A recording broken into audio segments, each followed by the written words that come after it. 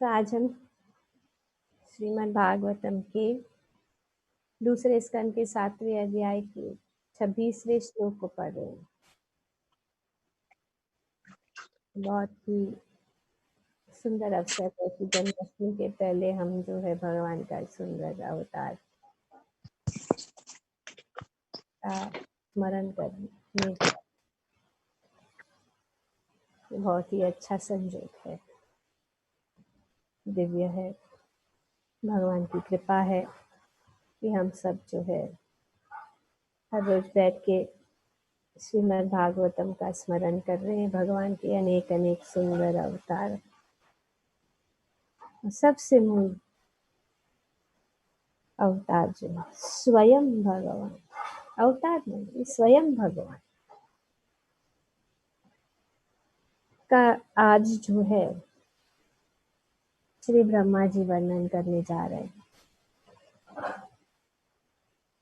श्री ब्रह्मा जी कहते हैं कि जब पृथ्वी पर ईश्वर में श्रद्धा न रखने वाले परस्पर लड़ने वाले राजाओं का भार बढ़ जाता है, तो भगवान संसार का कष्ट कम करने के लिए अपने अंश समेत अवतारित होते हैं।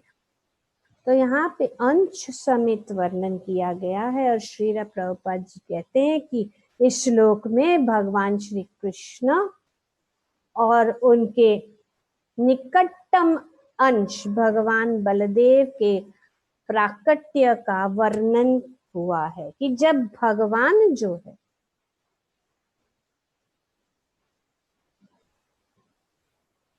इस धरा पर आते हैं तो उनके साथ उनके निकटतम अंश कौन? बलराम जी, बलदेव। कल हमने शत्रुघ्न प्रिया माता जी ने हमें बताया बलदेव बलराम के बीच का वर्णन किया। कल बलराम जी का आविर्भाव दिन था और हमने बलराम जी का जो है स्मरण किया श्री चैतन्य चरितामृत से। और फिर से आज यहाँ पे बताया जा रहा है कि भगवान जब आते हैं तो उनके साथ जो है बलराम जी होते, क्योंकि भगवान श्री कृष्ण तथा बलदेव दोनों एक ही पूर्ण पुरुषोत्तम भगवान है।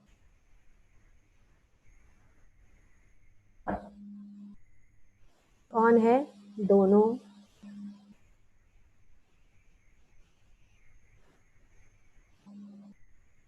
कौन है? भगवान। फर्क जैसे कि हमने कल सुना, फर्क क्या है? सिर्फ रंग का। एक्चुअली तीन जो है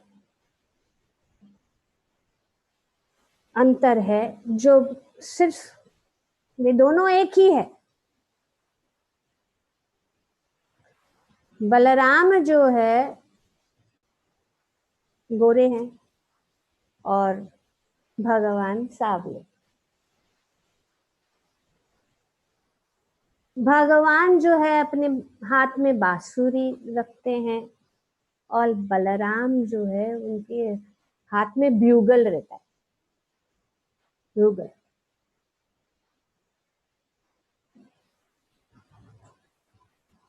बलराम जी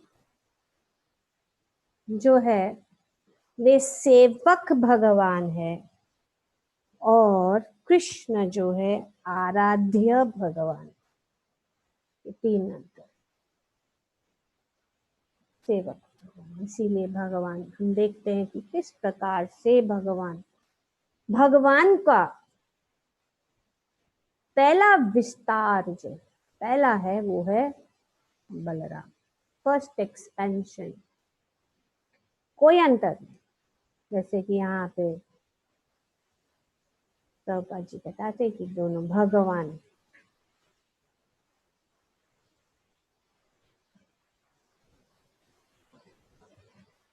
बलराम जो है बहुत ही सुंदर इस प्रकार से भगवान है।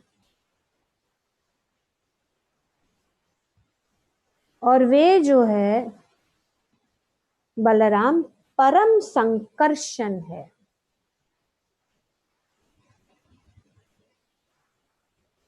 और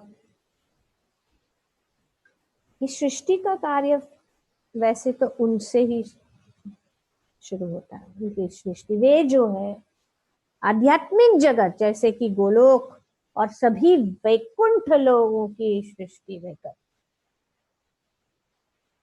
बलराम। इस प्रकार से भगवान की सेवा में ये सबसे परम विस्तार है भगवान की, भगवान से भिन्न नहीं है, सिर्फ रंग का। बलराम जी जो है सेवक भगवान है, और क्योंकि वे सभी को भगवान की भक्ति सिखाते हैं, भगवान की ओर ले जाते हैं, इसीलिए वे आदि गुरु भी है।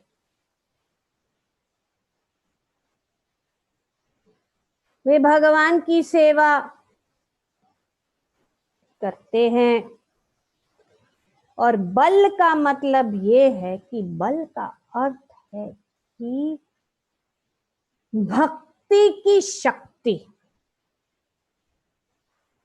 बलराम जी के शरणागत जाने से हमारी भक्ति की जो शक्ति है वो बढ़ जाती।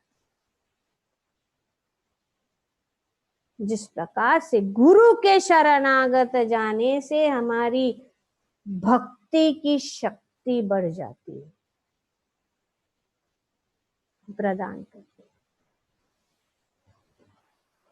क्योंकि साक्षात धरित्वेन समस्त गुरु जो प्रतिनिधि है भगवान की।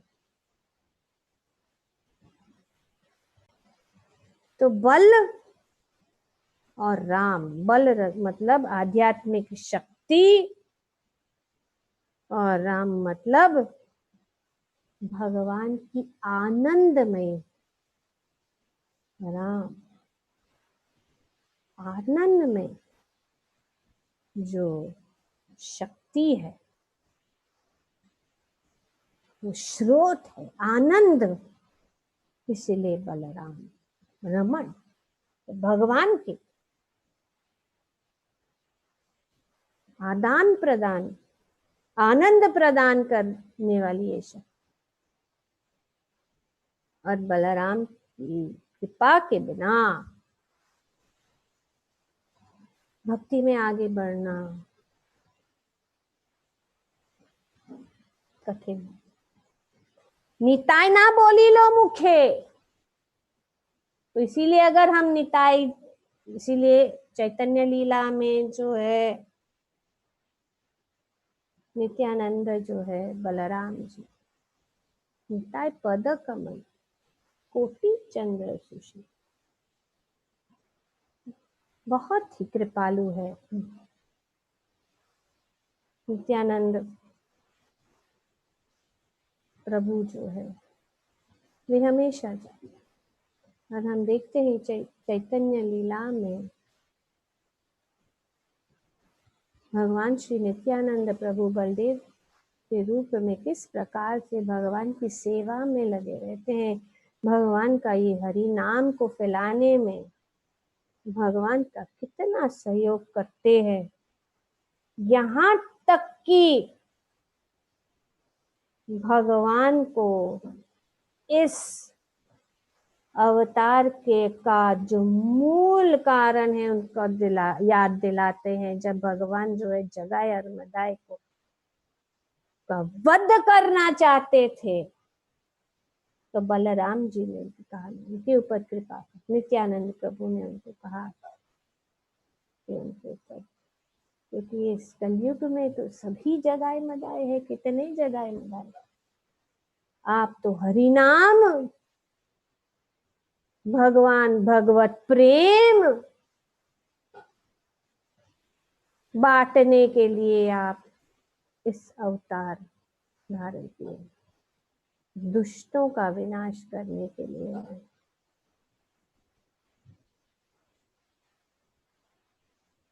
इसीलिए बलराम जी बहुत ही कृपालु है। उनके शरणागत होने से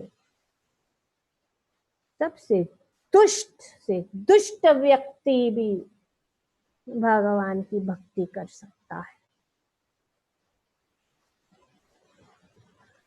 भगवान की सेवा में बलराम हमेशा साथ रहते।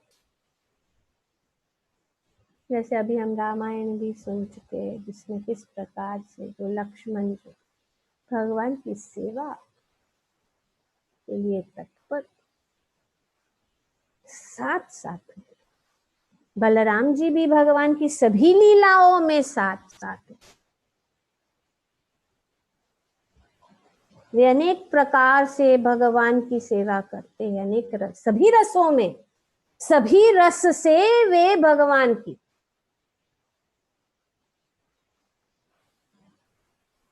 पांच रस है भगवान के साथ संबंध जोड़ने का। शांत रस हमने कल पढ़ा, किस प्रकार से बलराम जी उनके छाता बनकर, उनके जनोई बनकर, उनके आभूषण बनकर, उनके तकिए बनकर, उनकी शैया बनकर, सब शांत रस में वे भगवान। दास्य रस में तो हम देखते हैं कि किस प्रकार से भगवान जो के साथ में रहते थे, उनकी सेवा में रहते थे, उनको मदद करते थे माखन चोरी में। और जब हम कल देखते हैं कि किस प्रकार से भगवान जब थक जाते हैं तो बलराम जी जो है भगवान के चरण को दबाते हैं, उनको आराम देते हैं। का यही है भगवान की सेवा, भगवान को आराम दे,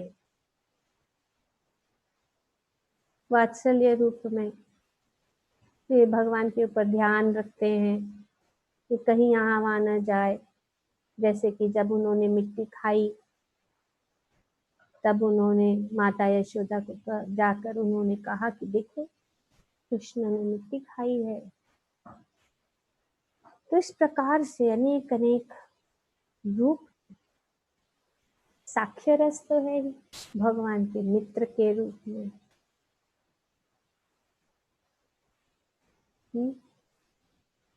खेलते हैं, घूमते हैं, हाँ, वन में जाते हैं, कलेवा करते हैं, खाते हैं, एक दूसरों का जूठन खाते हैं। इस प्रकार से मित्रता के रूप में, तो इस प्रकार से तो अनेक अनेक जो रस है, कहा गया कि माधुर्य रस में वे श्रीमती राधा रानी के बहन बनकर अनंग मंजरी के रूप में भगवान की सेवा करते। तो इस प्रकार से बलराम जो भगवान के स्वयं प्रकाश और सभी को वे जो है मार्गदर्शन देते हैं। तो ये अनेक अनेक रूप से यहाँ पे बताया जा रहा है कि भगवान के विस्तारों के दो विभाग है, स्वांश तथा विबनांश। सारे स्वांश विस्तार विष्णु तत्व कहलाते हैं और विबनांश विस्तार जीव तत्व कहलाते हैं। ऐसे विस्तारों में भगवान बलदेव पूर्ण पुरुषोत्तम भगवान श्री कृष्ण के प्रथम स्वांश विस्तार, प्रथम स्वांश विस्तार, सब कुछ जो है उसके बाद में ये बहुत ही सुंदर है और जानना भी जरूरी है कि किस प्रकार से एक से अनेक हो रहे। और बलराम जो है पहले ये सभी भगवान के गोलोक वृंदावन है, सब वैकुंठ है, उनका भी जो निर्माण करते हैं। तो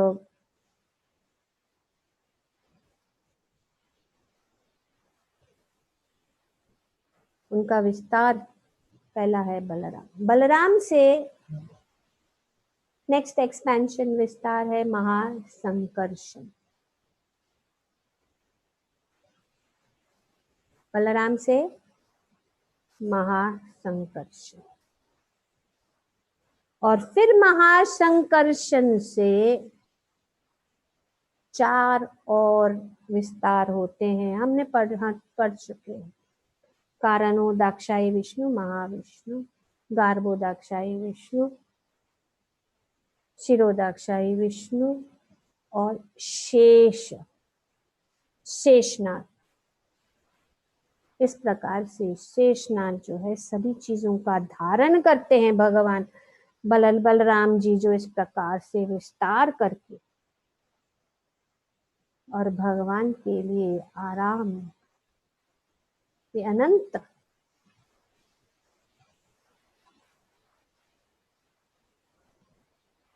तो भगवान तो कृष्ण, बलराम, उसके बाद में प्रद्युम्न और अनिरुद्ध। तो this is first quadruple, then second quadruple, ऐसे एक्सपेंशन पूरे डिटेल से बताया गया है श्री चैतन्य चरितामृत में और अनेक शास्त्रों में कि किस प्रकार से पूरा वर्णन किया गया है। इसमें से पहला है महासंकर्षण। महासंकर्षण से महाविष्णु, उसके बाद में गर्भोदाक्षायी विष्णु, उसके बाद में क्षीरोदाक्षायी विष्णु और फिर शेष, और उसके बाद और एक एक्सपेंशन होता है जिसमें जो है वासुदेव, संकर्षण, प्रद्युम्न और अनिरुद्ध। 4 वसुदेव जो है भगवान श्री कृष्ण के एक्सपेंशन और संकर्षण जो है बलराम जी के। इसलिए अभी अगर आपने देखा होगा, ध्यान से देखा होगा कि भगवान जो है, भगवान ये सब मारना करना, दुष्टों को मारना, ये भगवान स्वयं, भगवान पूर्ण पुरुषोत्तम स्वयं भगवान आदि पुरुष वे इसमें कार्य में नहीं, वासुदेव के रूप में। और देखा होगा कि वे जब सभी कोई भी इसीलिए वो भगवान को ऐसे दिखाते हैं क्राउन के साथ, और वो सब ऐसे दिखाते हैं वो, क्योंकि ये वासुदेव कृष्ण है और वसुदेव कृष्ण ही सभी जो है, सभी जो असुरों का वध करते हैं। कृष्ण नहीं, कृष्ण तो भगवान स्वयं है, वो कोई भी कार्य नहीं करते, सिर्फ अपने भक्तों के साथ आदान प्रदान करते हैं, बांसुरी बजाते हैं, वृंदावन में लीला करते हैं, आनंद कर लेते हैं अपने प्रिय भक्तों के साथ।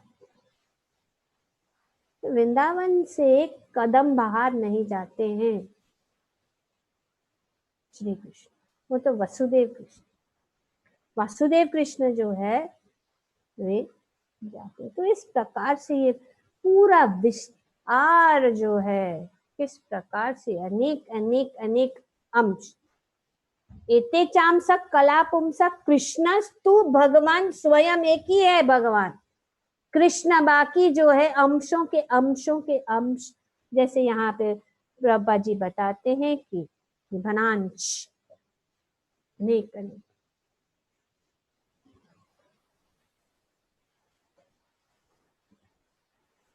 तो ऐसे विस्तारों में भगवान बलदेव पूर्ण पुरुषोत्तम भगवान श्री कृष्ण के प्रथम स्वांश विस्तार है।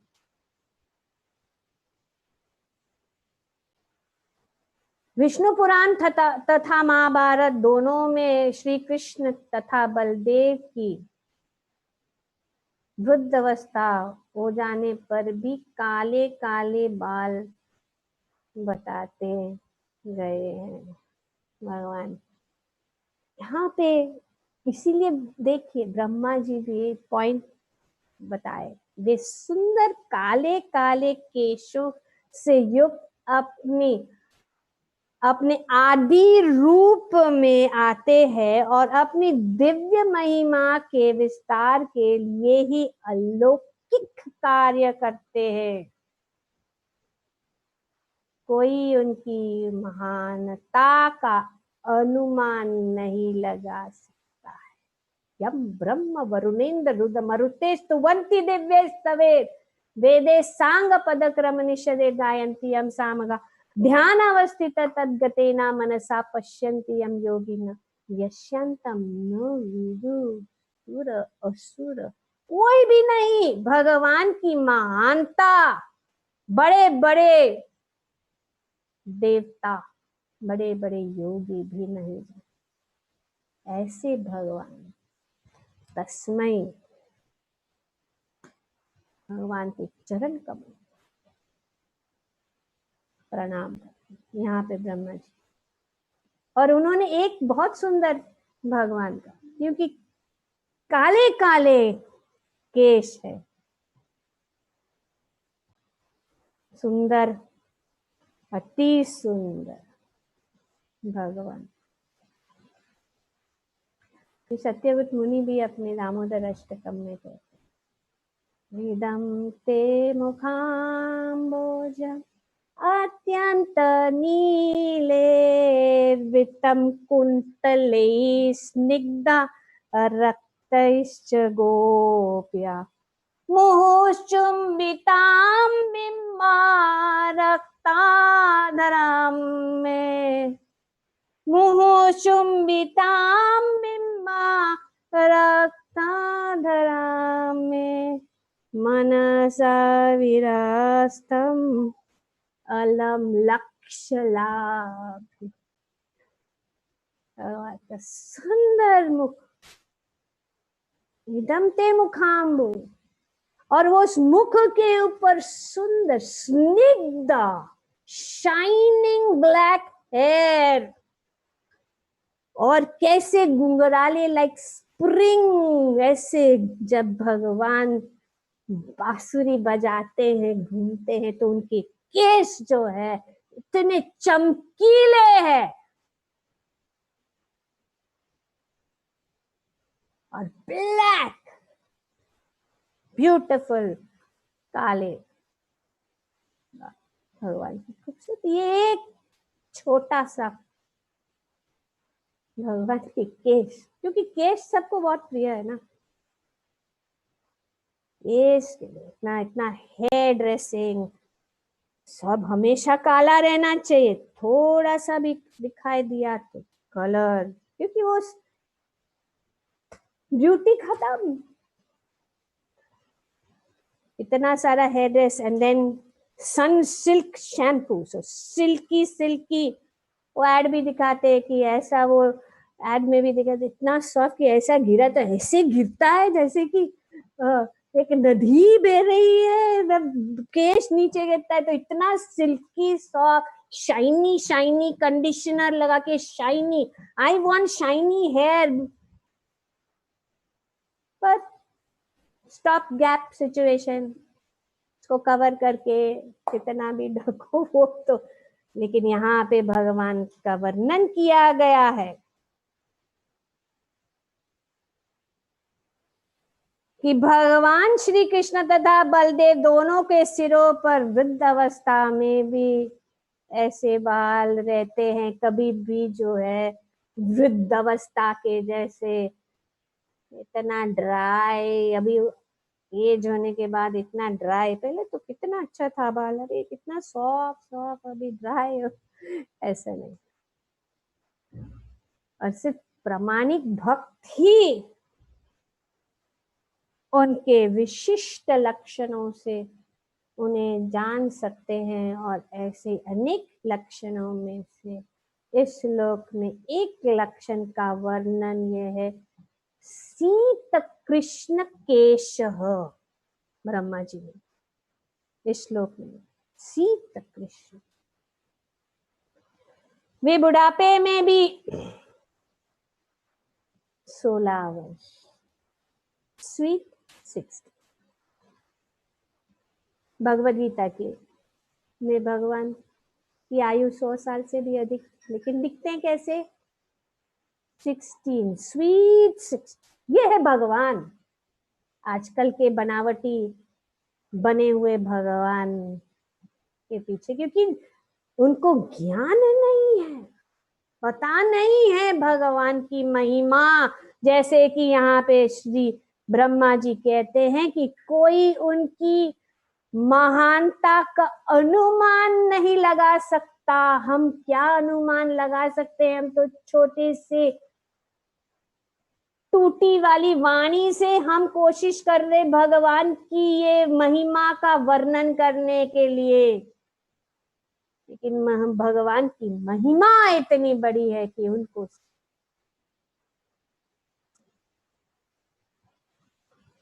ये भगवान का यही विशिष्ट लक्षण है।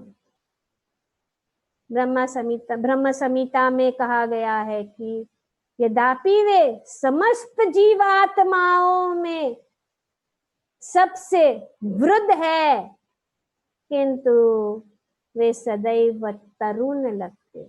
आदि पुरुष, पुराण पुरुष, आध्यात्मिक देह का यही लक्षण है। तो ब्रह्मा जी कहते हैं, अद्वैतम अच्युतम अनादिरनंत रूपम आद्यम पुराण पुरुषम नवयौवनम च। पुराण पुरुष नवयौवनम च, यही तो विशेष भगवान का ये सुंदर गुण है कि पुराण पुरुष होने पर भी वे कैसे हैं? नवयौवन, नवल किशोर। भगवान जो है नवल किशोर है, इसीलिए उनके साथ कोई भी चीज संबंधित, जो कोई भी चीज है वो नवीन है। जिस प्रकार भगवत गीता नवीन है, 5000 साल पहले जो भगवान की वाणी, भगवान के मुखार विंद से निकली गई है वाणी है भगवत गीता।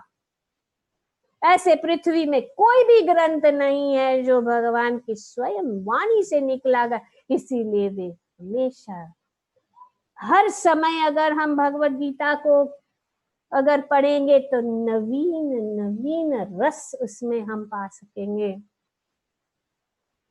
क्योंकि भगवान जो नवीन है।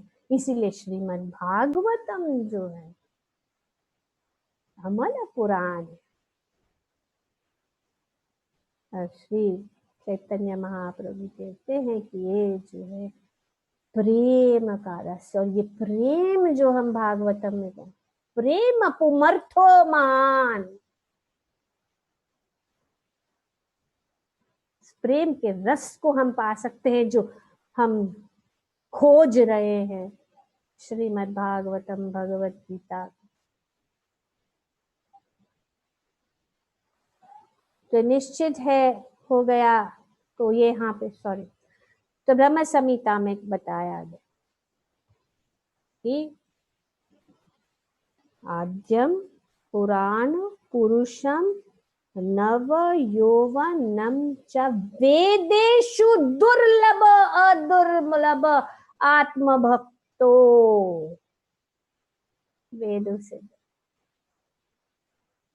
भगवान को समझना कठिन है। वे जो है वेदों से जान सकते, फिर भी वेदों से वे अदुर्लभ। वेदेशु दुर्लभ अदुर्लभ, साइमल्टेनियसली वन एंड डिफरेंट, अचिंत्य भेद अभेद तत्व। तो इस प्रकार से यहाँ पे वर्णन किया है। भौतिक देह में जन्म, मृत्यु, बुढ़ापा तथा रोग के लक्षण दिखते हैं, किंतु आध्यात्मिक देह में इन लक्षणों का अभाव रहता है। तो इसीलिए वैकुंठ लोग, हम लोग ने त्रिपाद और एक पाद का वर्णन डिफरेंस किया कि किस प्रकार से वो त्रिपाद में ये सब नहीं होता है। बुढ़ापा, बीमारी,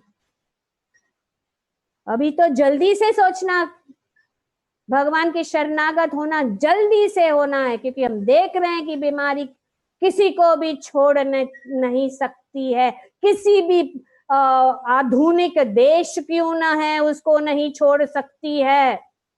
कितना भी बड़ा व्यक्ति क्यों ना हो, कितना भी बड़ा संत महात्मा क्यों ना हो, इस त्रिपाद में जाने से ही मुक्त होगा। जब तक हम एक पाद में रहेंगे तो वहां पे तो है ही। तो इसीलिए बुद्धिमान व्यक्ति जो है सब कुछ छोड़कर उस वैकुंठ लोक, वैकुंठ जहां पे कोई कुंठ नहीं है, बिना नो एंजाइटी। तो क्योंकि भगवान इस प्रकार से अपने आध्यात्मिक जगत में रहते हैं, तो हम वहां जाएंगे तो ये मुक्त हो जाएंगे। वैकुंठ लोक में रहने वाले जीवात्माओं का भी ऐसा ही आध्यात्मिक शरीर होता है। तो हमें आध्यात्मिक, इस भौतिक शरीर को, इस देह को, इस अविद्या को, का ध्येय को त्याग कर हमें आध्यात्मिक शरीर प्राप्त करना है। और इस आध्यात्मिक शरीर प्राप्त करने के लिए यही सब विधि है। श्रवणम कीर्तनम विष्णु स्मरणम पाद सेवनम अर्चनम वंदनम दास्यम साक्ष्यम आत्मनिवेद। तो जीवात्मा जी वहां पे भगवान के इस वैकुंठ धाम में वृद्ध अवस्था के कोई लक्षण नहीं दिखते, कोई लक्षण।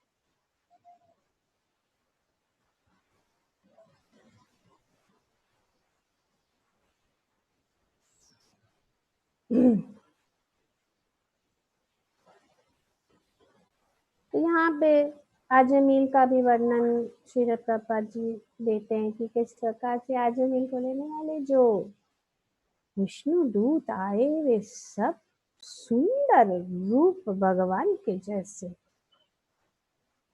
ये निश्चित हो गया है कि वैकुंठ लोक में भगवान या अन्य निवासियों के आध्यात्मिक शरीर इस संसार के मनुष्यों के शरीर से भिन्न होते हैं।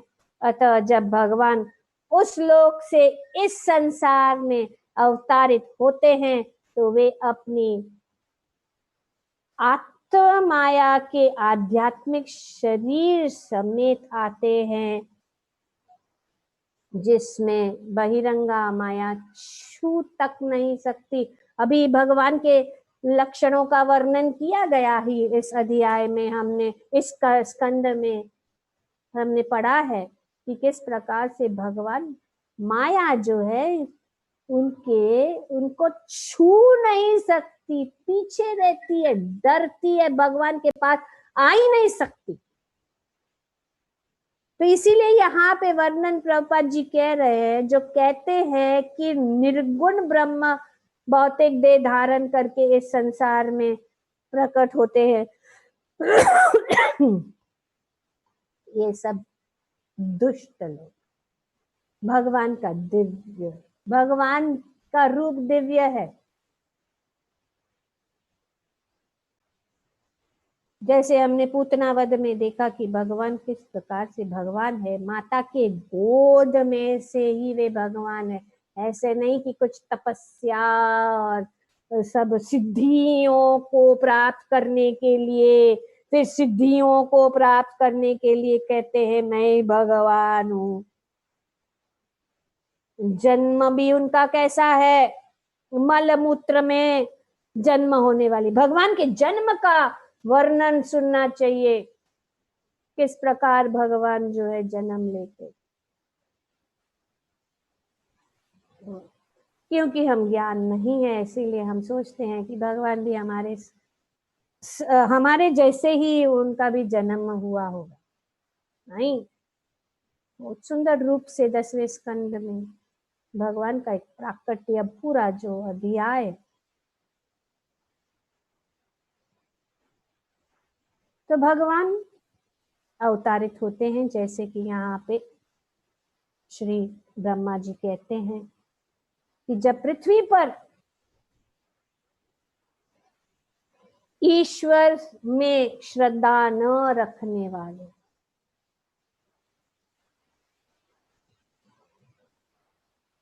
परस्पर लड़ने वाले राजाओं का वध का भार बढ़ जाता है। तो जैसे हम देखते हैं कि जब ऐसे दुष्ट राजाओं का भार बढ़ जाता है तो पृथ्वी सहन नहीं कर सकती, पृथ्वी नहीं सहन कर सकती। इसके लिए जब ये बहुत हद से बाहर गया तो पृथ्वी जो है एक गाय के रूप में ब्रह्मा जी के पास जाती है। और फिर हम देखते हैं किस प्रकार से ब्रह्मा जी जो है भगवान सभी देवताओं के साथ क्षीर सागर की और जाते हैं, और भगवान की आकाशवाणी हुई कि मैं जल्द ही इस जगत में अपने स्वयं रूप में आऊंगा। परित्राणाय साधूनां विनाशाय च दुष्ट।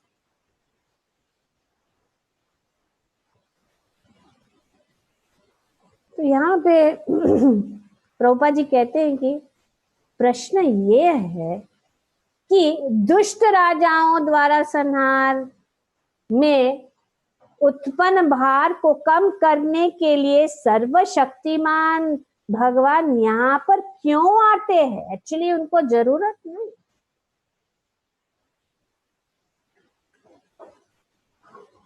दुष्टों का संहार तो भगवान ने अगर एक भ्रिकुटी उनकी ऊपर कर ली तो पूरे दुष्ट राजाओं का वध हो सकता है, आने की जरूरत नहीं।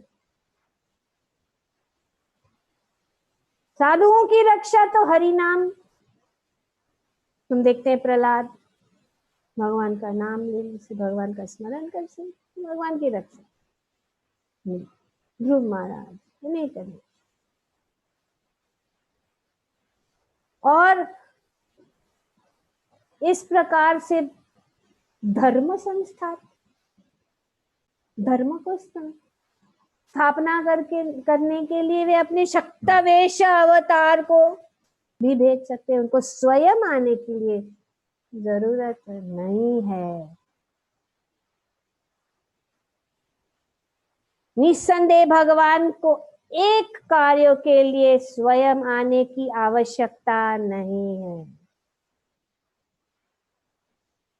ऐसे कार्यों के लिए भगवान को आने की कोई आवश्यकता नहीं, किंतु वे अपने शुद्ध भक्तों को प्रोत्साहित करने के लिए, भक्तों के लिए, भक्तों को प्रोत्साहित करने के लिए अपने दिव्य कार्यकलाप प्रदर्शन करने हेतु यहाँ आते हैं। भगवान ने भक्तों की रक्षा नहीं, अच्छा तो हरि नाम, लेकिन उनको प्रोत्साहन, क्योंकि भक्त भगवान की महिमा का गान करके जीवन का सुख भोगना चाहते, तो भगवान की महिमा का गान करके भक्त जो है सुख भोगते। भगवान इस प्रकार से आते हैं। भगवद गीता में भगवान बताने कहा गया है कि महात्मागण भगवान के कार्यकलापों के गान में आनंद का अनुभव करते हैं। तुष्यंती च रमंती च, वे जो है रमते हैं भगवान के विषय में, भगवान के कार्यकलापों, भगवान की लीलाएं, भगवान की महिमा, भगवान का गुणगान, भगवान का रूप, भगवान का नाम लेकर वे रमते हैं, आनंद मिलता है उनको। और भगवान स्वयं आते हैं, उनके साथ जुड़ जाते हैं, उनके साथ नाचते हैं, गाते हैं, अनेक अनेक प्रकार की लीलाएं करते हैं उनको प्रोत्साहित करने के लिए।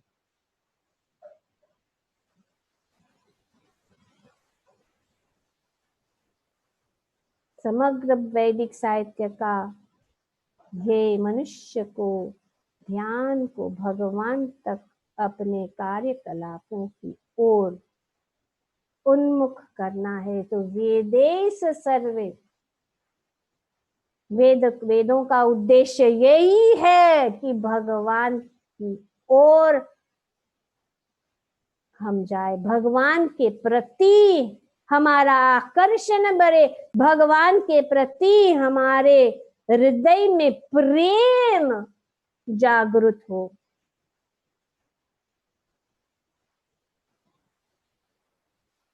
और सांसारिक लोगों में से संबंधित भगवान के ये कार्यकलाप शुद्ध भक्तों की चर्चा के विषय बनते हैं। तो यही चर्चा का विषय है, ये शुभ।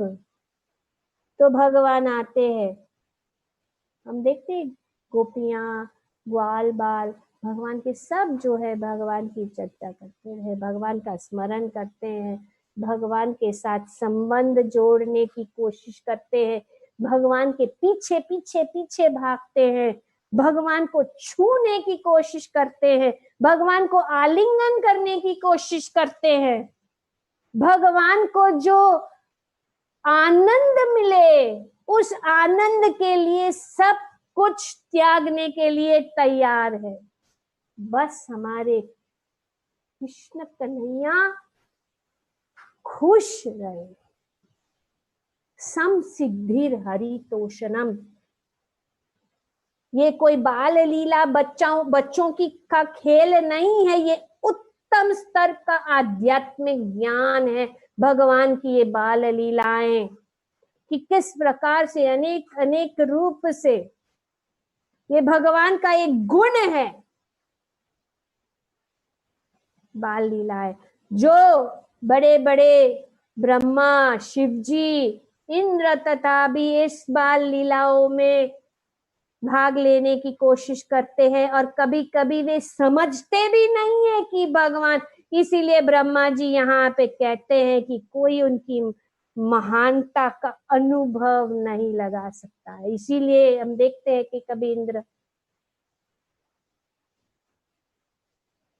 भगवान को समझ नहीं पाते, तो ब्रह्मा जी भगवान को समझते।